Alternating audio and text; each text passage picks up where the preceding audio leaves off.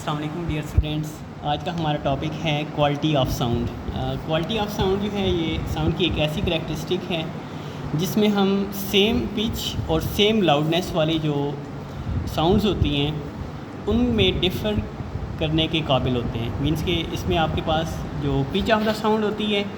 यानी कि आपके पास जो डिफरेंट जो साउंडिंग ऑब्जेक्ट्स एक जगह पर पड़े होते हैं वो सेम पिच से आवाज़ भी प्रोड्यूस कर रहे होते हैं और सेम लाउडनेस से आवाज़ भी जो है वो प्रोड्यूस कर रहे होते हैं, लेकिन उसके बावजूद हम उनमें जो फ़र्क है वो महसूस कर सकते हैं। अब इसकी एक जनरल एग्जांपल ये है कि अगर हम मिसाल के तौर पे रूम में जो है वो एक कॉर्नर पर खड़े हैं या दरवाजे के पास खड़े हैं, अभी हम रूम में एंटर नहीं हुए लेकिन अंदर हमारे 3 से 4 दोस्त जो हैं वो बातें कर रहे हैं, तो हमें पता होगा कि ये जो आवाज़ है ये ज़ईम की है या ये जो आवाज़ है वो अयान की है या हुसैन की है या अब्दुर्राफ़िक की है। यानी कि हम सब की आवाज़ों को जो है वो जज कर सकते हैं। अभी हम रूम में एंटर नहीं हुए लेकिन उनकी जो आवाज़ है वो चारों जो हैं वो सेम टोन में बात कर रहे हैं, ठीक है, लेकिन उसके बावजूद हमें हर एक की आवाज़ की जो अलग अलग पहचान है या रिकग्निशन जो है वो हो रही है। साउंड की इस करैक्टरिस्टिक को हम क्वालिटी ऑफ साउंड कहते हैं। अब बेसिकली होता क्या है कि उन साउंडिंग ऑब्जेक्ट्स की जो पिच और लाउडनेस है वो तो सेम होती है, लेकिन उनकी जो वेव फॉर्मेशन होती है वो डिफ़र होती है। यानी कि जो वेव पैटर्न्स होते हैं उनकी तरफ से जो उनके पार्टिकल्स की वाइब्रेशन डन होती है वो डिफरेंट होती है, जिसकी बुनियाद पर हम उन ऑब्जेक्ट्स की जो साउंड होती है उसमें फ़र्क करने के काबिल होते हैं। तो the quality of sound allows us to differentiate between two sounds having the same loudness and pitch. यानी कि जो क्वालिटी ऑफ साउंड है ये हमें इस काबिल बनाती है कि हम आवाज़ जो है उसको, यानी कि ऐसी आवाज़ों के दरमियान में भी फ़र्क जो है वो जज कर सकते हैं जो सेम पिच और सेम लाउडनेस वाली होती हैं। तो इसकी डिटेल में हम डिस्कस करते हैं कि ये हमें कैसे जो है वो चीज़ें ये जज होती हैं या कैसे ये आवाज़ जो है वो हम इनको फ़र्क जो है वो महसूस कर सकते हैं। तो this distinct qualities arises due to the unique wave forms produce by the each sound source. यानी कि आपके पास हर साउंड सोर्स या हर साउंडिंग ऑब्जेक्ट के अंदर से जो साउंड प्रोड्यूस होता है उसकी जो वेव फॉर्मेशन होती है वो डिसाइड करती है कि वो किस किस्म की आवाज़ जो है वो हमें सुनाई देगी। यानी कि जो वेव पैटर्न्स होते हैं, यानी कि उनकी तरफ से या उनकी जो पार्टिकल्स की वाइब्रेशंस जो होती हैं वो थोड़ी सी आपके पास, यानी कि पैटर्न्स वाइज या उनका जो स्ट्रक्चर होता है वो थोड़ा सा तब्दील होता है। यानी कि जब वो वेव्स जो हैं वो हम उनको ऑब्जर्व करते हैं, यानी कि ओसिलोस्कोप एक ऐसा इंस्ट्रूमेंट है जो हमें इन वेव पैटर्न्स को स्टडी करने में हेल्पफुल होता है। तो हम उन वेव पैटर्न्स को जब क्लोजली जो है ऑब्ज़र्व करते हैं तो हमें पता चलता है कि ये इनकी जो पार्टिकल्स की वाइब्रेशन में जो थोड़ा सा फ़र्क था वो हमें इस काबिल बना रहा है कि हम इन आवाज़ों को जो है वो जज कर रहे हैं। For example a violin, trumpet, flute and ओबे each generate a distinctive wave form. मिसाल के तौर पे आपके पास जो यहाँ पर मुख्तलिफ जो इंस्ट्रूमेंट्स हैं वो डिस्कस किए गए हैं, इन सब की जो आवाज़ें हैं वो हमें मुख्तलिफ महसूस होती हैं क्योंकि ये मुख्तलिफ़ किस्म के जो वेव फॉर्म्स हैं या जो वेव पैटर्न्स हैं वो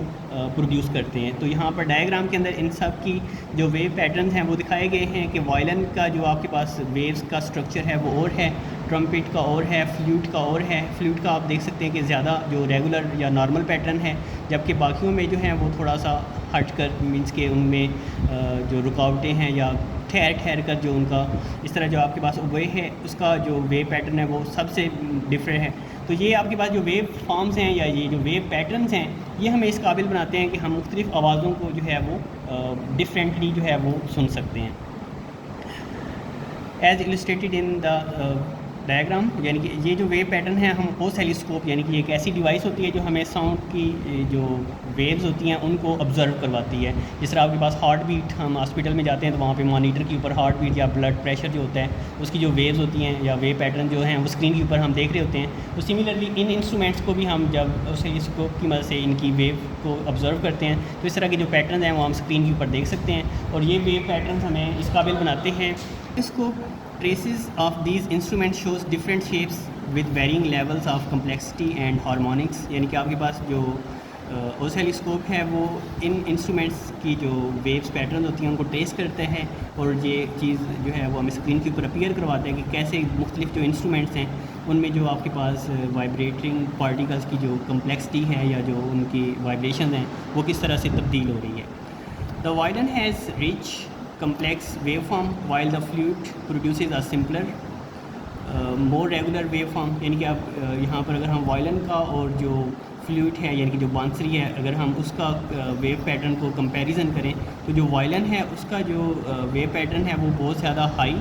और कम्प्लेक्स है, जबकि जो आपके पास फ्लूट है यानी कि जो बांसुरी होती है उसका जो वेव पैटर्न होता है वो आपके पास थोड़ा नॉर्मल या रेगुलर वेव फॉर्म वाला होता है। द ट्रम्पेट एंड ओबे ये भी आपके पास म्यूज़िकल इंस्ट्रूमेंट्स हैं। इनके अंदर की जो वेव फॉर्म्स हैं वो भी आपके पास यहाँ पर देख सकते हैं कि जो स्क्रीन के ऊपर हमें या ओसिलोस्कोप की मदद से जो हमें ऑब्ज़र्व होते हैं। तो द ट्रम्पेट एंड ओबे each exhibit their own unique oscillation pattern, further demonstrating the diversity in sound production among instruments. यानी कि आपके पास मुख्तलिफ जो इंस्ट्रूमेंट्स हैं